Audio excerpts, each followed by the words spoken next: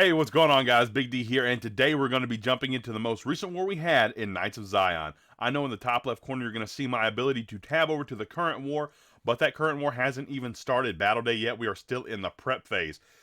Now, in the war, we actually come up with 4 triples, 13v13. This was an all Town Hall 13 war because Knights of Zion is an all Town Hall 13 clan. So we ran a roster of 15, and they had 15 Town Hall 13s as well. We ended up tripling them 4 times and doubling every other base, and they actually only ended up picking up 1 triple on our bases. And that was our number 1 base, Sarcello Pup. He did get tripled. The rest of us only got doubled. They had a few close attempts, but they fell short, and they actually ended up with 2 attacks left without being used because at the end of the war, once we had 34 stars and they had 31 stars with 2 attacks left, mathematically, they could not win. It was 100% impossible. The max they could get was 33 stars, and we would overtake them by that last star. So they went ahead and did not use those attacks. Let's check out the 4 triples we had on our side. All right, we're going to start this thing off with this strategy right here. It's actually a mass witch strategy, something like a warden walk into mass witches. I don't know what people are calling this yet, but I mean, it is insane to see this at Town Hall 13. A similar strategy was used at Max Town Hall 12 when I was at Town Hall 12 by someone else who actually tripled with the same strategy this war. I will get to that later on in the video, but let's see what Mino Frost did with this attempt. So he's going to start his Grand Warden Walk down here at 6 o'clock, and he's hoping to get a really nice funnel set up down here, try to get all of this stuff taken out. There's his Grand Warden finally in, Coco Loon coming down, and then healers on to that Ground Warden. So what he's going to do is try to walk this Ground Warden all the way over and through all of this trash, and obviously you can only Warden Walk with a Ground Warden because the Air Warden actually cannot take the healers. So he's going to try to get all this trash taken care of. As you saw, these zaps come down up here, and he took out 1 scatter shot and a few other buildings along with it, a little bit of extra value, and then he's going to push for his king and the barracks drop and the witches to try to take out all of this trash over here. That way he can funnel everything straight into the town hall compartment and then beyond. Taking out this scatter shot means that it's weak on this side of the base now, and that's why he decided to send his king and everything else in over there to funnel. Now, he's sending in his mass witch all at the town hall, raging early, and the clan castle is coming out. Hound Baby Dragon, pop the Grand Warden's ability through the town hall, got a jump leading into the core here, and he has 1 rage spell left and 1 free spell. No poison spell for those pups, but with all of those witches, which actually do some splash damage, they're going to take care of that just fine. Headhunter's coming in a little bit late, trying to delay them. That way they actually get a little bit of value, but it looks like all the heroes are actually taken care of already, so they're just kind of along for the ride in the army here. A lot of witches pushing through the base, a lot of witches pushing around the outside of the base as well. Didn't quite get the funnel he was looking for down here on this right side, so some of his stuff did walk, but a lot of witches in the core, as well as the Royal Champion. Royal Champion popping her ability and actually softening up the single target Inferno, which probably clutched it for him at the end of the day. A lot of witches in the core, a lot of skeletons on the outside as well, pushing around.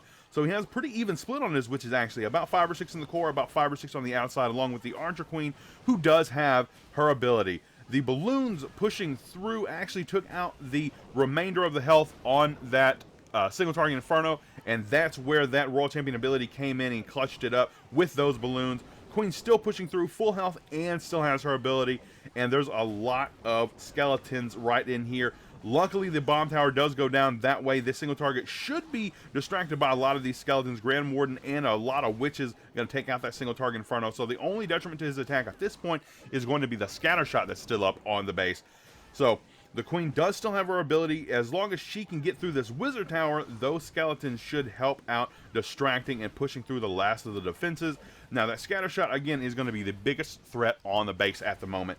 The Queen still having her ability, holding it till the end to try to get through the wall to take out the scatter shot, I am sure. There we go. As soon as she targets the wall, he pops the Queen's ability, breaking through the wall, and then going to finish off the scatter shot for the triple with the mass witch attack. The Zap Witch, as I could call it, at Town Hall 13. Sarcello Pup coming in with a very similar attack strategy with the Zap Witch, a little bit different army comp. Let's see what he's going to use his lightning spells on. Probably a scatter shot if I had to guess. There we go, right down here, a scatter shot, and got some damage onto the Queen. Earthquake comes down to take out the single target Inferno along with it. Okay, so he's going to send his Grand Warden in down here, so he's going to obviously attack from the weak point in the base that he just created with those lightning spells. Going to get the Grand Warden in to start the funnel there. Now, he's going to have to start funneling up at the top as well. Sneaky Goblins come in, take out what looks like to be a Collector. Giant coming in to tank. King comes down along with 3 Witches. Grand Warden doing a great job funneling down on the right side. Shouldn't have too much of a problem in here, to be honest. As long as he gets this stuff taken care of, he should be fine to send his troops into this kind of wall junction here that should lead him into the town hall, and then he'll have a jump spell to go from there, maybe using it on this back end or straight into the eagle compartment. You never know. But the eagle is active firing onto all the witches. He does put down Lava Hound and an ice golem from the clan castle coming out. Okay, I see what he did. He put down the Yeti from his composition, as well as the barracks down here at 6 o'clock to finish off this funnel. Make sure everything does stay tight into the base. Raging through into the town hall, trying to make sure that all of these skeletons and witches are getting as much damage as possible. Double rage, pushing into the town hall. Double giant bomb goes off. Grand Warden ability should save everything from that double giant bomb, as well as get him through the town hall compartment. A billion skeletons running through the middle of the base, and that's the jump that I thought was going to come out a little bit earlier. And oh, I see, he broke through the wall with all the skeletons and witches, so he didn't really need it early. He went ahead and put it in late, as I kind of figured he might. Oh man, these witches got really low on health due to that scatter shot, but the healer's healing them back up, which is an integral part of this attack strategy. The last spell goes down on the scatter shot, 1 wizard tower, and a single target inferno. Now, as long as the scatter shot goes down, he'll have a really good shot here. Obviously, you know that he did get the triple already, but this way, you got a little bit sketchy. He did have a Royal Champion still. Gonna go ahead and pop that Royal Champion ability, soften up the single target inferno. Queen ability does get popped, the single does go down. Now it's all about the cleanup. Very few defenses left, and the Queen with the healers on him will get it done with the healers on her against the last 2 cannons. Royal Champion's going to go ahead and path over to the last defenses and try to take them out, actually stealing the healers from the Queen. Headhunter and Wizard down on the right side, cleaning up a lot of the trash buildings, and the last defense will go down to the Royal Champion, and they're going to clean this up for the triple again with the Zap Witch attack strategy. Now, this is a strategy I personally have not used yet. It's been recently discovered, and it's kind of in right now, but I just haven't personally practiced with it yet. But let's move on to the next attack. Moving into attack number 3, one of my personal favorite attackers to watch, Benjo. He does some amazing things with just about every attack strategy he uses. So let's see what he's going to do against this base here.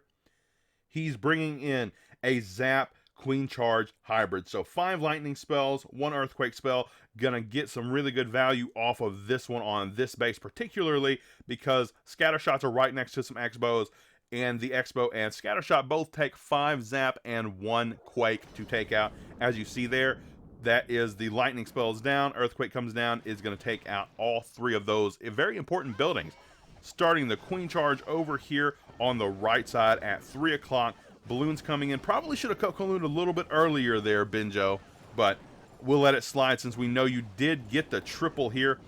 And she is going to push through. Now, the thing about Benjo is he can queen charge into things that normal people couldn't queen charge into. He is that good. So he's going to queen charge into a scatter shot, 2 X-bows, and an enemy king. Headhunter coming down to help out the Queen here, pushing into all of this DPS. Use the only rage he had and only freeze he had for the Queen. So the Queen is going to have to take care of the rest of this by herself with her ability, which she does have. Hybrid already pushing into the base. King coming down to funnel for that, and a barracks coming down over here at about 7 o'clock to help funnel for that as well. Royal Champion coming in late, not behind the Hybrid, but behind the P.E.K.K.A. and King that is now tanking for her, and she is going to run with the Hogs out of that barracks. Grand Warden ability going off, saving the Hybrid portion, pushing into the Eagle Artillery. Queen's going to pop her ability for the Town Hall, take that down, securing that star, and then the only heal came down onto the Hybrid into the Eagle Artillery. Now, a lot of miners and hogs left on the back end of the base and not very much splash damage. There are a few double giant bomb spots that could be detrimental, but the only splash damage left on the base at this point is this bomb tower up in the top part of the base. and there are a lot of hogs to deal with. So once it does go down, even if all those hogs did fall to it, that is going to be the triple already. There's only one defense left on the base, and that's going to be a Tesla, and the Royal Champion is going to take care of that. Get spun by the Tornado Trap, have to deal with a lot of skeletons, but going to go ahead and throw the Royal Champion shield. Wow, these miners getting healed up by the healers, and that is the triple with the Queen Charge Zap Hybrid from Benjo. Like I said, he's one of my most favorite attackers to watch. He does some amazing things with some crazy attack strategies at times, so I definitely love to show him off here on the channel. And of course, we're going to save the best for last, the triple from yours truly. This was my attack in this war. Let's see. If you look down at the bottom there where my army is, you can see that all I have in my spell composition are 12 lightning spells and an earthquake. Let's see what I decided to go with here. Obviously, I'm going to come in with a Zap LaLo, but what am I going to zap with 12 lightning spells? That means I'm going to have nothing for the LaLo portion. They're going to have to get through and pass through with just the loons. So as you can see, I did zap the Queen, a scatter shot, and an X-bow, along with getting some damage onto the clan castle, and there we go. So 7 zaps to make sure that the CC does go down. I have 5 left, and I had to wait for the Royal Champion to line up there. I wanted to get some damage onto the Royal Champion as well as take out the other scatter shot. So that's leaving up the Eagle Artillery. And then here we go. The Sui is going to start up at 12 o'clock. There's a lot of storages, but you know what? I had plenty of sneaky goblins to help with that. We activate a tornado trap really early, and getting that tornado trap taken care of is an amazing thing. If you can take it with the Sui, you don't have to worry about it with your balloons. Popping the King's ability, getting through the enemy King here. Ice Golem down to tank for the Queen, and I use the King to tank for the Royal Champion. Royal Champion's going to come in and take care of an air defense, as well as something very important that was to take out this multi-target Inferno. My Queen is stepping up to take care of the Town Hall now as it's frozen from the Ice Golem, and the Royal Champion does take out the multi-target Inferno as planned. Popping the Queen's ability, she's going to get through an air defense for herself, and then step up for the multi-target Inferno, which was another integral part of taking down this base without spells. So the LaLo is going to come in here at 3 o'clock. Perfect path. I could not have made this path any better than I did with this exact Sui and the exact lightning spells that I chose to use. Grand Warden pushing through with the LaLo. Again, no spells for the LaLo, so they're going to have to make it through this base by themselves. I saved the Stone Slammer specifically for this multi because I knew it would kind of be needed to tank that out. And the Grand Warden's ability coming in from the first set of Eagle shots, and to make sure that we did get through that Royal Champion. At this point, there are so many balloons left, there was no way we didn't make it through this base. Last Wizard Tower is going to be way up here up top, and it's going to be one of the very last defenses on the base, and there's no way that all these balloons got taken out unless every single air bomb on the base was literally right here before this Wizard Tower. So a million balloon parade coming into the last of the defenses. They're going to crush the Wizard Tower. Wizard Tower does go down, and then the Archer Tower will fall shortly after. I obviously got the cleanup in all around. As soon as I started my LaLo, I like to start some of that cleanup behind to make sure I'm not going to time fail. And they're going to converge on the last few buildings here. Lose a minion to an air bomb, but with as many balloons, minions, and pups still alive along with the dragon, that's going to be the triple with the 12 lightning spell Zap LaLo. As you already know, we did pick up the victory in this war, 34-31, and they missed those 2 attacks because even with them going perfect with those 2 attacks, they would have still been behind a star. We're going to take it by only about 3%, and that's pretty significant that they got that close. They kept it that close. They just could not pick up the stars that we got. Kudos to the Seek and Destroy You clan, level 21 clan. You know, you put up a good fight, but we picked up the triples and you did not, unfortunately. But GG to you guys. And if you made it this far in the video, do me a favor. There was one thing that was in common with every single attack strategy. I want you to go down in the comment section below and put in the lightning spell, just lightning spell, down there in the comments so I know that you made it this far into the video. I hope you guys did enjoy that war recap. I know we haven't seen too much Town Hall 13 play as of late, but as you can see here, I am back in Legend League, and of course, I never really dropped out of Legend League, but I stayed there at the beginning for quite a while. But I'm currently pushing. I'm at 5,300 trophies. I'm going to try to give it a good push this season and see how high I can get. So be ready for a little more Town Hall 13 content in the very near future. A few more wars and a lot of Legend League attacks. But that's going to do it for me today, folks. Thank you for tuning into this war recap from Knights of Zion. You are all amazing, and I'll see you in the next one.